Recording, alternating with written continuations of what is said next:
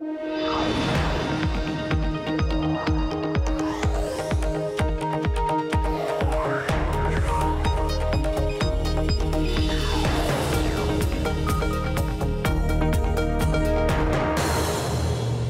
Caroline Hyde in London. This is Bloomberg Technology. Coming up, our exclusive interview with Apple's CEO, Tim Cook. Emily Chang will speak with him from Apple's Worldwide Developers Conference. That extended interview later this hour. Plus, UK Prime Minister calls for greater regulation of the internet following the terrorist attacks in London. But tech firms are pushing back. And Fitbit falls to third place in the wearable device market while Apple steals the spotlight. Can it make a comeback?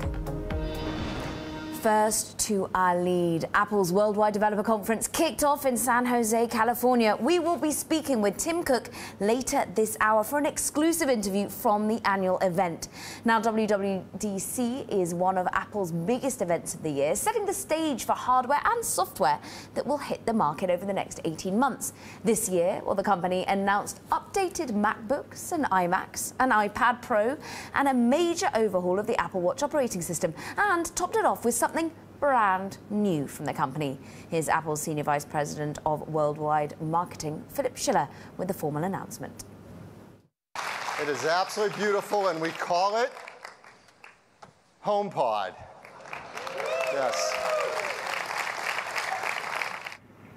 Yes, that's right. Apple is going after Amazon and Google at last with a new home smart speaker called the HomePod. Joining us from WWDC conference in San Jose is Bloomberg editor-at-large Corey Johnson and Bloomberg technology reporter Mark Gurman. Guys, you have been there from the early hours. Mark, throughout, you've always tantalized us with the latest products that are going to be unveiled. Is the HomePod the big announcement of today?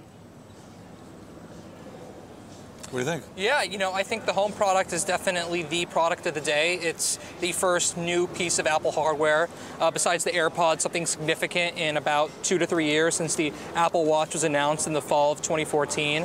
It puts Apple right into the living room space, into the home space, gives them a new hub. Do you think, Corey, this will increase Apple Music subscriptions?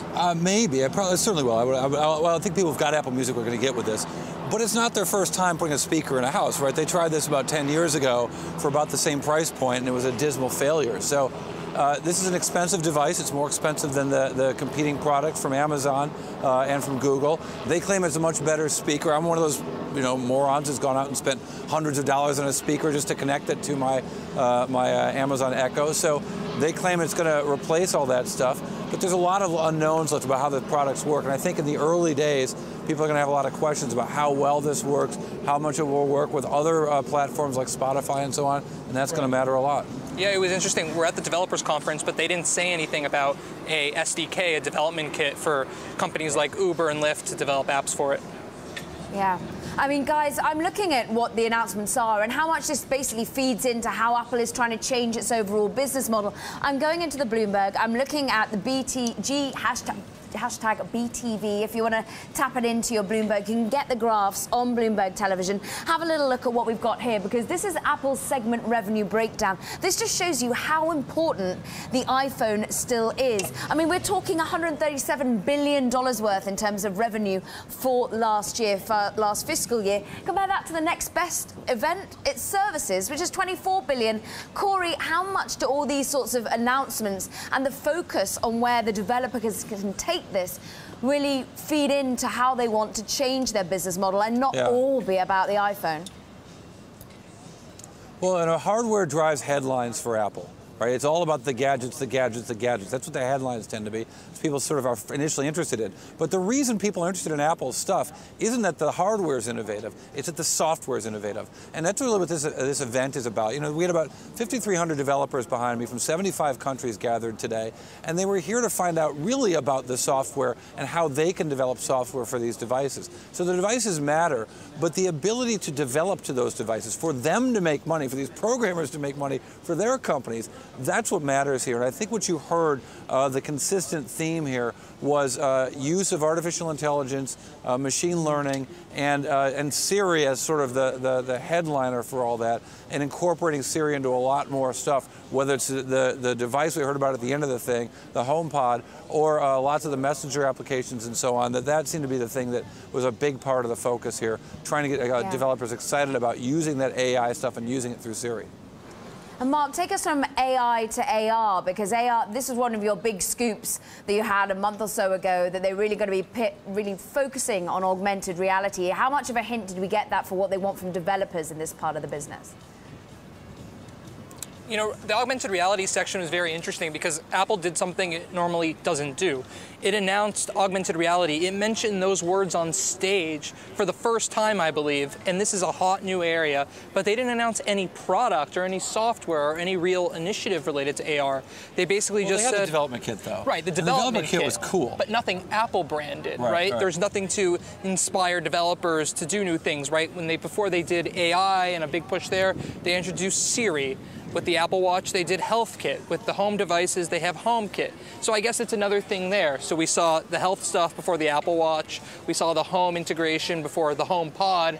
Right. Now we're seeing AR for developers before we see a big AR push from Apple in terms of features. And it's interesting because if you think of it, you know, the big cutting edge product in this is Pokemon Go, which was of course not an Apple product, but used the iPhone or the Android phones to sort of propagate that into the world. And they use that on stage even, sort of showing, well, we can make it even better, and we can help you make apps like it, developers, with this sort of development kit that I thought looked really cool. Yeah, it is interesting. So like Pokemon Go, they had to create the developers and the Niantic their own engine to do this.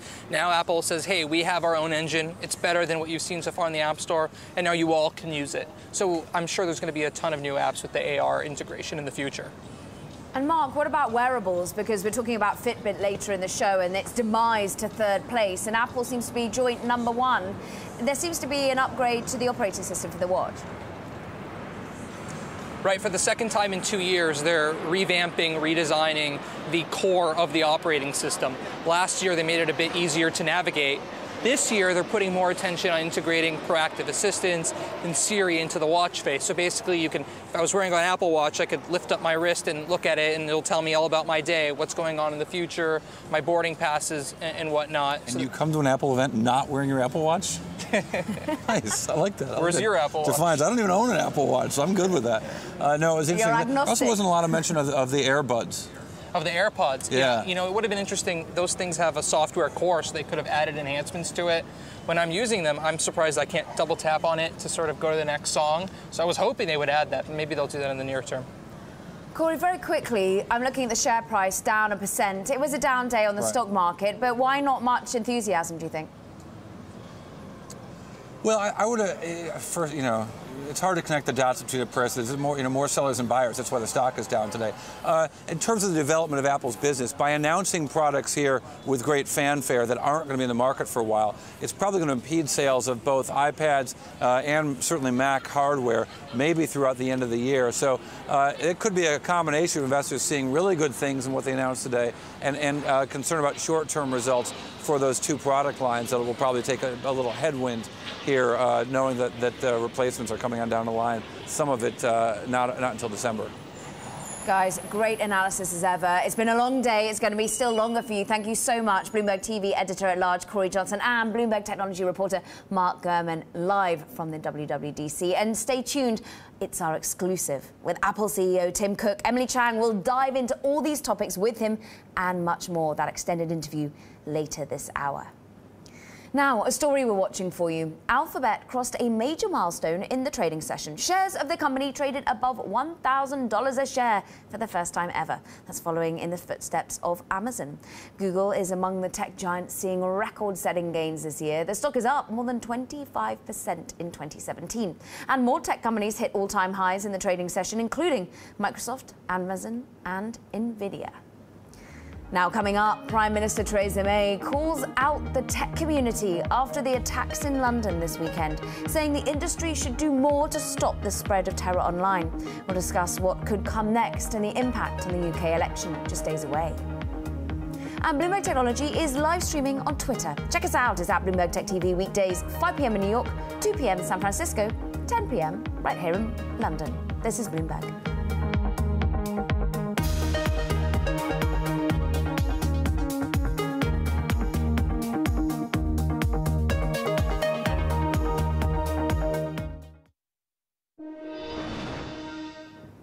Now, a story we're watching. If a Sprint merger with T-Mobile happens, it looks like potential lenders might be stuck on the sidelines. In early-stage discussions between the two wireless carriers, a new potential option has emerged, an all-stock deal that would avoid the need for financing. An all-stock offer would let Deutsche Telekom, the majority owner of T-Mobile, avoid paying a premium for Sprint, while still making a compelling proposal for investors because of the long-term upside from the cost savings and the competitive advantages. Now, T-Mobile has an enterprise value of more than $80 billion, compared with about $70 billion for Sprint.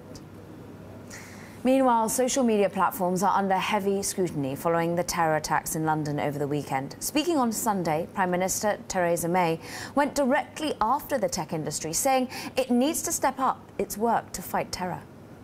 We cannot allow this ideology the safe space it needs to breed. Yet that is precisely what the internet and the big companies that provide internet-based services provide. We need to work with allied democratic governments to reach international agreements that regulate cyberspace to prevent the spread of extremist and terrorism planning. But tech firms say they already police their platforms and are working to form a common database to more easily identify terror-related posts and flag them for removal. So what should be done next, and how might this impact the UK election just days away? In London, we're joined by Sasha Havlicek, Institute of Strategic Dialogue CEO, which works with Facebook. And in New York, Paul Quigley, CEO of NewsWhip. Great to have you both on the show. First of all, Sasha, explain a little bit about Institute for Strategic Dialogue and whether you really feel actually more regulation is the answer.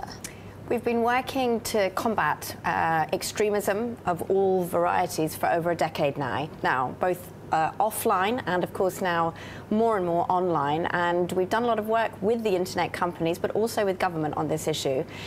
There is a challenge. We see terrorists, we see extremists deploying incredibly professionally, slickly, if you like, online, and they've got a head start. We've seen too little done actually to compete with that message of hatred online. We see too little professionalization of the civic and credible voices that can do a lot to counter in this space. In many ways, this is where the tech companies can be the most effective and support really scaled, professionalized, upscaled endeavors in this space. But there is more they can do. They've admitted that themselves, and they've committed to setting up an industry body to drive not only counter speech in this space, which is really, really important, and education, because that's important too, but also technological innovation, because there is more that can be done to both identify and get rid of the most egregious content swiftly. The thing that we need to be, of course, worried about always is the overstepping of those lines. There's a lot of grey area content, very, very difficult to identify what, in all cases, should and shouldn't come down. And certainly that expertise often doesn't sit within the internet companies. I don't think anybody wants them to take on a full editorial role with regard to that content. Paul, talking of editorial role, I mean, where do you think the battle at the moment is between tech versus government, and do you have a view on how the response has been thus far? Well, I think what we've seen is when these kinds of problems have emerged before, the platforms have responded very quickly. Like NewsWhip tracks the sharing of different forms of content online and quantifies that data very exactly. And what we saw in the US election, a large amount of kind of fake or hyper-partisan news was spreading online. We saw much less in the French election, and even less again in the run-up to the UK election. So I think the tech companies don't want governments to come in. They're going to race in to try and solve those problems through technological means themselves before the laws get drafted, and hopefully, be successful in doing that. So I think that's the strategy that we'll see deployed again here. the UK government and Theresa May is talking tough on this, but I think that the UK government also would prefer an industry-led solution. They have the best wherewithal to drive the technological response. There's no question about that. They're putting pressure on now to make sure that the internet companies follow through on the promises that they've made. But there is also something to be said for engaging, for letting certain types of accounts stay up online. We do a lot of work monitoring and identifying extremists prior to that law enforcement phase, prior to them crossing that threshold to terrorism. Yeah. And there are ways in which we can engage further upstream those sorts of individuals and make a change in their attitudes and their behaviour. So don't wipe them out, basically, because you can't then target them. Well, the issue is whether we drive them underground too far. There are constituencies that ultimately we want to be able to watch and ideally engage with successfully. Obviously, those engagements have to be done very carefully. They need to be done by people who have an intimate knowledge and understanding of those issues. We work a lot with networks of former extremists who reach out to those people online, credible voices from within communities, youth peer-to-peer typed engagements. Yeah. The internet companies have been very, very solidly behind those sorts of activities. Facebook, as you know, has launched a major initiative to support counter-speech. So has Google supported such initiatives and especially work on digital literacy, digital citizenship, internet citizenship has been a major thing. How do we get young people understanding how quickly they can fall into the rabbit hole of extremist sorts of communications online? Paul, what you do is monitor the narratives, and as you say, throughout the US, the UK, the French election, you have seen changes. What about these sorts of effects ahead of a UK election, and do you monitor what currently we're seeing in terms of internet dialogue and how this is affected by such terrorist activity? Yeah, what we're monitoring and we're really focused on is which content is being shared. It's a very strong indicator of what people are interested in and talking about. And the UK election is very much defined by, you could call it the earned media election, because the paid-for campaigns are not getting very significant sharing. We're seeing a lot of sharing of articles from The Guardian, The Independent, the BBC, and a reasonable amount of sharing of actually policy-focused stories. The most shared stories about the election so far are about fox hunting, free third-level education, or sales of arms to dictatorship. So these are the kind of things that are being talked about. While there was a good deal of engagement on the statements made by each of the party's leaders following the terror attacks in Manchester, there wasn't any big subsequent move of the narrative after that. I think the Conservatives are seeing an angle for attack here on Labour, but we haven't seen a huge pickup of engagement. Still, the most engaged stories in the run-up to the election are about fox hunting. Which just amazes me, I have to say. Very quickly, both of you. Paul, firstly, what do you think? Are you optimistic that we can see some sort of an internally bred, from the technology side of things, help prevent this sort of spread of extremism online? Well, I'd agree that there will always be a grey zone. Like Twitter, has taken the step of removing 300,000 extreme accounts. Facebook has described itself as a hostile zone for terrorism. So there's going to be a lot of steps taken. Facebook's also doubling its number of moderators. There will always be the grey zone. So at what point does supporting a political cause in the Middle East, bleed into, expressing an extreme view? And I think so this discussion is not going to go away. And Sasha, which is why I would say this has to be a partnership between the private sector, between the tech companies and civil society. Ultimately, that's the private partnership needed to really respond to this challenge properly. And organisations such as yourself helping with that, bridge that gap. Thank you very much indeed. It was wonderful having you both join us today. Thanks to Sasha Havlicek, Institute for Strategic Dialogue CEO, and in New York, Paul Quigley, CEO of NewsWhip. And coming up later in the hour, our exclusive interview with Apple CEO Tim Cook from the Worldwide Developers Conference. Our Emily Chang is sitting down with him right this moment. We'll bring you the conversation as soon as it wraps up. And a reminder of our new interactive TV function. You can find it at TV Go on the Bloomberg. You can watch us live if you miss an interview, or you can go back to it. You can send our producers a message, play along with the charts we bring you on air. This is for Bloomberg subscribers only, though, I'm afraid. Check it out at TV Go. This is Bloomberg.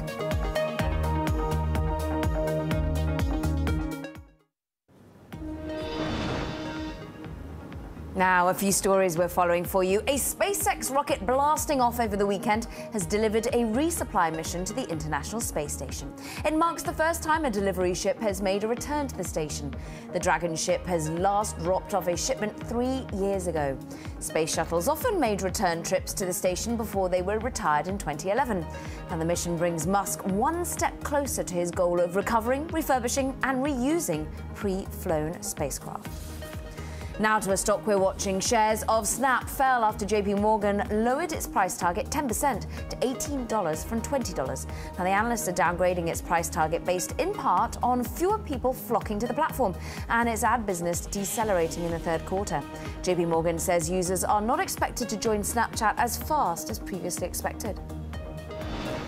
And Harvard University has withdrawn the acceptance of 10 incoming freshmen because of their social media posts. According to an article in the student newspaper, students shared offensive memes of an offshoot of the official Class of 2021 Facebook group. Now, Harvard reserves the right to withdraw an offer of admission if a student engages in questionable behavior.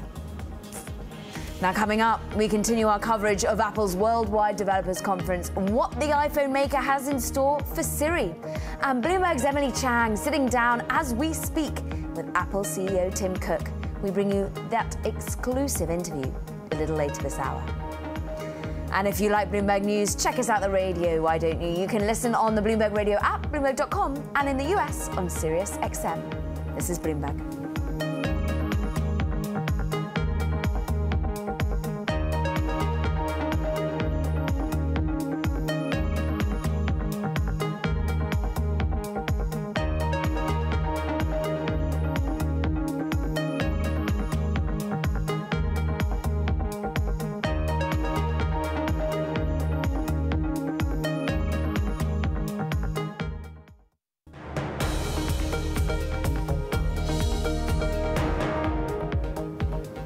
This is Bloomberg Technology. I'm Caroline Hyde in London. And we are diving back into our top story of the day, and that's Apple's Worldwide Developers Conference. Emily Chang is currently speaking with Tim Cook in an exclusive interview from the annual event. Now, Cook spoke about one of the major announcements out today, the Apple HomePod. Apple's a company that deeply cares about music and wants to deliver a great audio experience in the home. We feel like we reinvented it in the portable player area, and we think we can reinvent it in the home as well. Now, the HomePod is Apple's answer to the Amazon Echo and the Google Home. Emily asked about the competition heating up and if Apple is late to the game. For us, it's not about being first, it's about being the best and giving the user an experience that delights them every time. And so we don't let that impatience result in shipping something that's just not great. More of that exclusive interview ahead. But that's not all Apple announced. The world's most valuable company laid out its plans for the iOS 11. Now, the next major update to the operating system running on millions of iPhones and iPads will aim to improve on the, quote, core technologies that power the operating system and also introduce numerous new user-facing features. Joining us now from WWDC in San Jose is Technalysis Research President Bob O'Donnell, friend of the show, and a Simico founder, Horace Dediu. Thank you very much indeed, gentlemen, for joining me. And Bob, first of all, I mean, what stood out for you when we're looking at the new operating system in particular? Because we saw a lot of hardware. What about the software update? Well, there were a lot of nice software updates that we saw on iOS 11, particularly on the iPad. It was kind of interesting at this show that we saw Apple put a lot of love towards the iPad. Both the version of iOS for iPad brought a number of capabilities that some people have been asking about for years, including a file system, which ironically seems simple and yet is a very big deal for a lot of iPad people. So that was important. Like you mentioned, the image editing capabilities they had, those were all important. Of course, and the most exciting thing when we think about iOS is the AR kit that they added that's going to enable iOS applications to do augmented reality. That was they had some impressive demonstrations, and it looks like some pretty cool technology. We'll be anxious to see what developers can do with that. I mean, talking of Simico's work, Horace, you put out an article back in January saying how Apple is set to earn $1 trillion in revenue from the iOS ecosystem by the middle of this year. Is this going to be set on that particular direction, do you think? Oh, absolutely. We have new numbers, actually, that confirm the trajectory that we've seen already growing for the app ecosystem. Not only do we have 180 billion downloads altogether in cumulative, we also have this huge number, Apple states $70 billion paid to developers, which we can now calculate that about $100 billion is what consumers have been spending. Now, on top of that, you've got all the apps that are free and yet enable huge ecosystems, everything from Facebook and Google, Baidu and others, WeChat, they're all built on top of iOS, and essentially their economies depend on iOS to a large extent. So very much consistent with that strategy and trajectory. Therefore, Bob, I want to look and dig into some of the other niche areas within the operating system that were announced, because there's been a lot of work on AI. We've seen that, of course, they've been unveiling the new rival to Amazon's Echo, etc.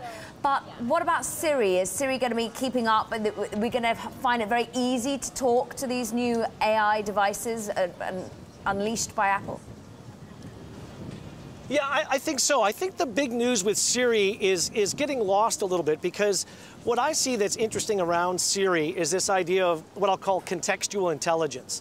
And what you want to do with that is, in other words, make it aware of, or make it be aware of where you are, what you're doing, and then make recommendations based on that. Some of those things are a little subtle, to be honest with you, but we saw Apple introduce a number of these things, and they leveraged machine learning and AI. Of course, everybody's talking about that these days, but they genuinely seem to be doing that. And one of the big things that I really think was missed was the fact that they are now doing a lot of this learning on the device, and that's a big deal. A couple years ago, Apple started talking about doing some of this, and people wrote it off like, no, there's no way you can do it, because the general thinking at the time was you need huge data centers to do this kind of work. Yeah, it was on the cloud. Right. Yeah. Now we've realized that you can actually do that on the device, and that's a big step forward. And so all of a sudden, it makes Apple look pretty smart when they talk about doing the device-based AI. The thing I tweeted out was I said, look, Siri's going to get to know you, it's going to track you, it's going to be smart about you. But Apple themselves don't make that claim. Right. So the distinction is here. Siri is your friend and your confidant, but Apple essentially is completely oblivious. That's the distinction in their strategy versus Google, which actually keeps that knowledge centralized. Exactly. The trick, of course, will be how well Siri works, particularly on the speaker and in general. And some people would say that actually being centralized makes you smarter. That's the bet that we're seeing playing out, whether Apple thinks that having local intelligence versus central intelligence, that is the really big question here.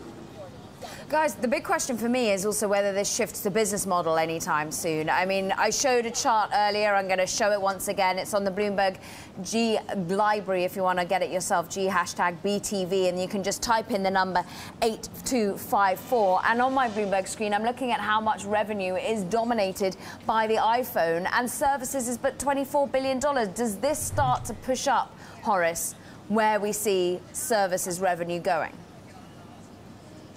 I think it does to some degree. I think, especially the speaker, they're going to focus on making it part of Apple Music, really integrating it. So they want to drive, more people using Apple Music. Yeah. And I think Siri is going to start to become more of a platform in and of itself, and we're going to start to see services layered on top of that.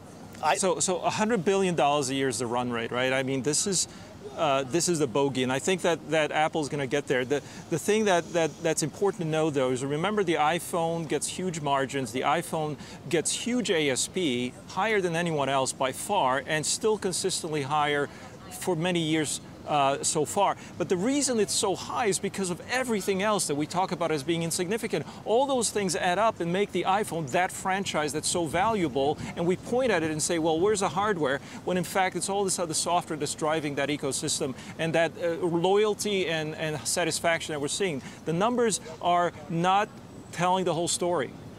Yeah. Horace, lastly, I want from both of you, but Horace first, what about this rival to PayPal's Venmo, the peer-to-peer payments at last, Apple Pay really starting to galvanize itself?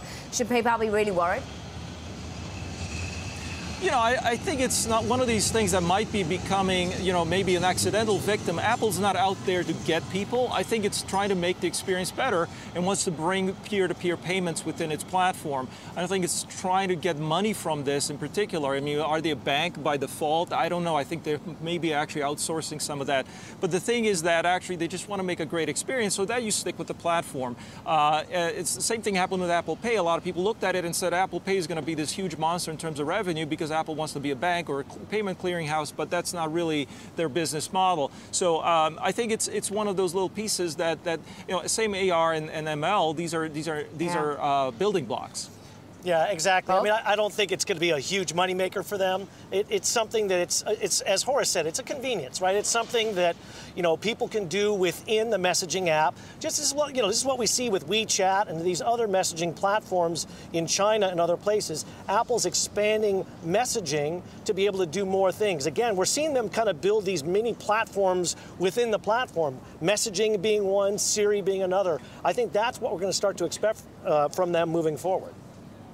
And one we've seen played out by Facebook, and we'll see who wins out when it comes to keeping us addicted to that particular platform. Technalysis Research President Bob O'Donnell, great to have you as ever. And as Simico founder Horace Didu, wonderful to have you gentlemen join live from WWDC. Now, ahead of its shareholder meeting on Tuesday, Tesla reached out for questions for its CEO Elon Musk via Twitter. Now, the company tweeted, "Send us questions today for Elon to answer at our shareholder meeting tomorrow." Questions ranged from pricing to third-party services, but there were a few light-hearted queries. One Twitter user asked, "What is the best wine for after a successful shareholders meeting?" To which Elon Musk replied, "California Cabernet." Keeping it local. Now, coming up, Emily Chang just sat down with Apple's CEO Tim Cook for an exclusive interview. They spoke not only of these headlines from the WWDC, but also the actions of the US exiting the Paris Accord. More ahead. This is Bloomberg.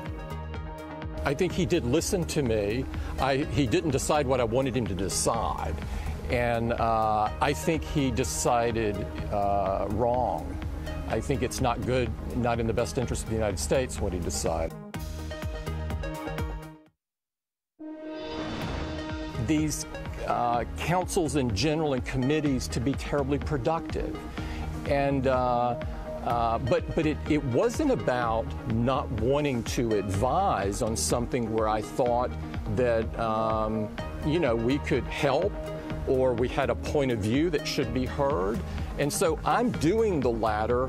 I can't imagine a situation where I wouldn't do the latter because I think it's in the best interest of America to do it. And I am first and foremost an American. That was none other than Tim Cook on why he didn't join Trump's Business Council.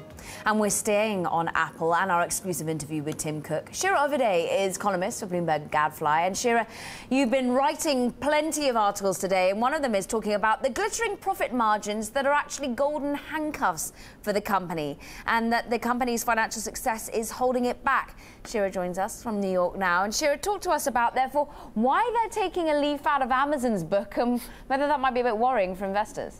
Well, the thing that worries me is that Apple has sort of traditionally, in the last few years, stuck to these margin targets of about 38 to 40% of its of gross profit, which is, you know, revenue after they pay for the cost to produce a product, and that's a pretty fat profit margin for certainly a company in hardware and maybe any tech company.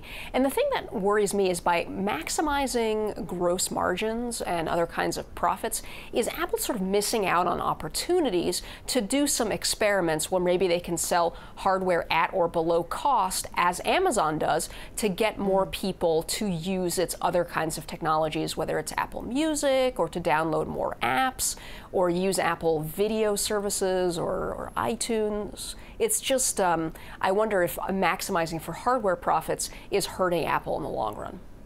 And this is where we're starting to see a much higher price point when you look at the HomePod vis-a-vis Amazon and Google, which are both much cheaper. And do you have a sense of quite how much these will fly off the shelves? Sometimes the price point is an attraction because you feel it's the luxurious object. Right, and Apple is no stranger to charging premium prices for its products, although I will point out that particularly in the iPhone line, right, Apple is no longer a premium product. The $650 or $700 or more that Apple charges for iPhones is pretty much in line with what other high-end smartphones cost these days. And that's also been true even for some of their newer product lines. So Apple's no longer a premium product, but you're right. I mean, the HomePod speaker is at a significant premium to devices like the Amazon Echo, but Apple pointed out today that if you look at the price of a high-end speaker like the Sonos, kind of non-smart speakers for the home, those are significantly more money than what Apple is charging.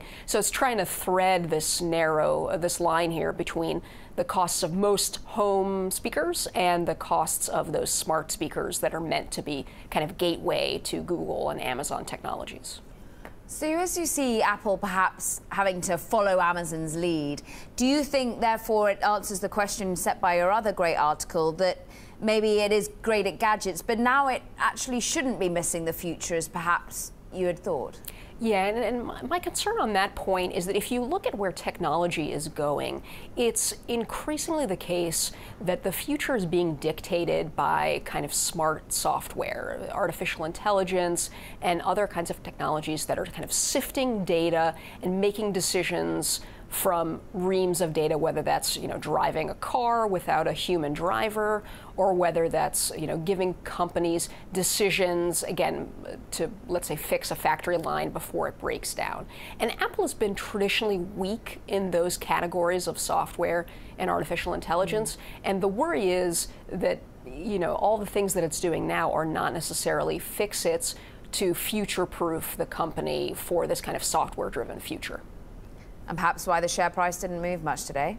It could be, although a lot of the things that Apple announced today are kind of refinements rather than these big bang product releases. Yeah, the HomePod really the only new thing. Everything else a bit of an update. Right. Bloomberg's Gadfly's Shira Overday. Always great to have your analysis and opinion. Thank you very much indeed. Now, the biggest video game event of the year is just a week away. Looking ahead to the E3 conference, one company says its gaming system is the one to beat. Sony has announced it's sold almost 60 million PlayStation 4 consoles since its launch in 2013. Another number Sony is out with: 1 million PlayStation VR headsets have been sold since 2016 launch. Now, in comparison, Microsoft no longer reveals sales of the Xbox One, but recent estimates say sales could be below 30 million. And the Nintendo Switch is too new to compare, but about 14 million Wii U consoles have been sold since 2012. Now, coming up, we bring you an even more of our exclusive interview with Tim Cook. We speak with the woman behind the interview, Bloomberg's Emily Chang, his thoughts on how to reinvent the connected speaker. That's next. This is Bloomberg.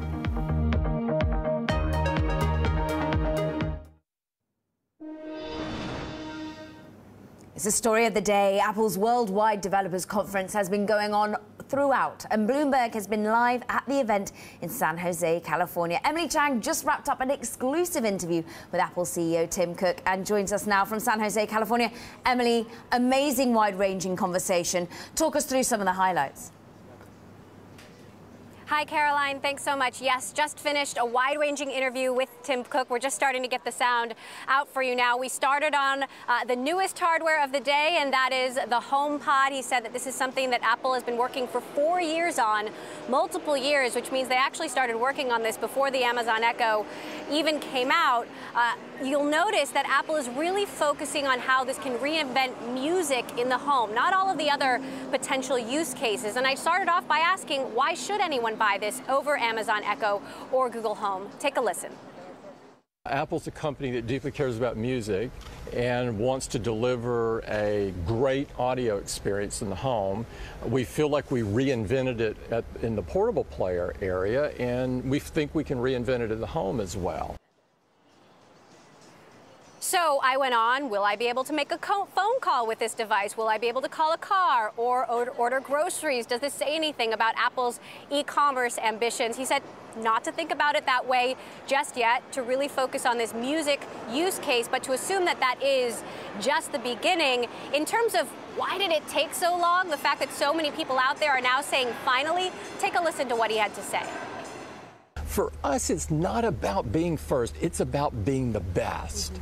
And giving the user an experience that delights them every time. And so we don't let that impatience result in shipping something that's just not great. That is a refrain we've heard from Apple before when it's come to other new products. Of course, we also wanted to talk about Tim Cook's relationship with Donald Trump. As we know, Tim Cook called the president last week when there was some confusion about whether or not President Trump would be withdrawing the United States from the Paris Accord. He urged the president to remain part of this landmark agreement, and Trump made a different decision. I asked what that means for Cook's relationship with the president. Take a listen. I think he did listen to me. He didn't decide what I wanted him to decide. And I think he decided wrong. I think it's not good, not in the best interest of the United States, what he decided.